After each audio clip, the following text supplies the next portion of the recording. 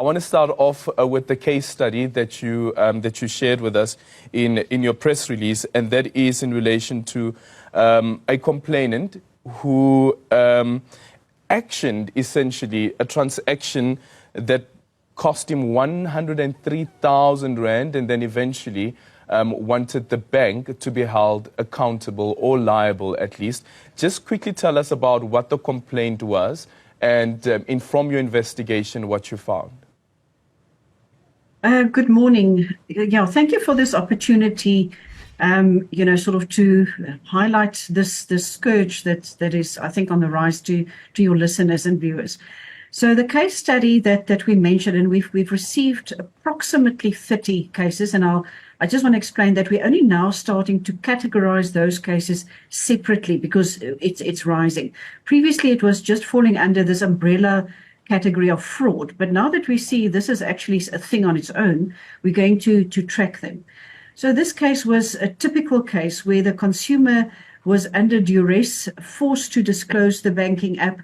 The fraudsters went into the bank, obviously loaded beneficiaries, and then did transactions to the value of, over 100,000 rand.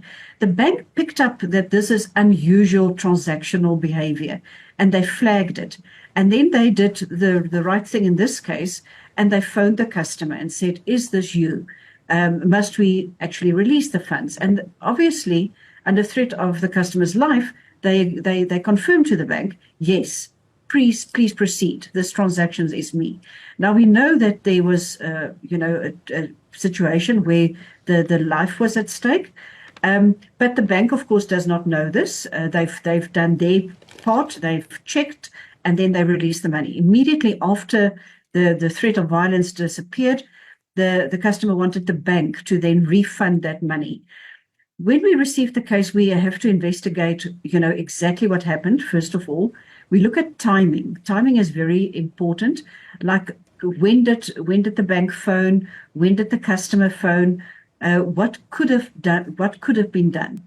And if we find in any case that the bank could have done more or should have done more or should have stopped the payments or mitigated the loss after they were told this was fraud, this was under duress, this was with a gun to my head, then obviously we will say that the bank is negligent and they must be liable. But if we don't find anything that the bank did wrong, our recommendation is that this is not a case where the bank is liable, but of course in this instance, the bank, out of goodwill, because of a commercial discretion, because of the relationship with the client, they made a partial payment. And we will see that in some instances.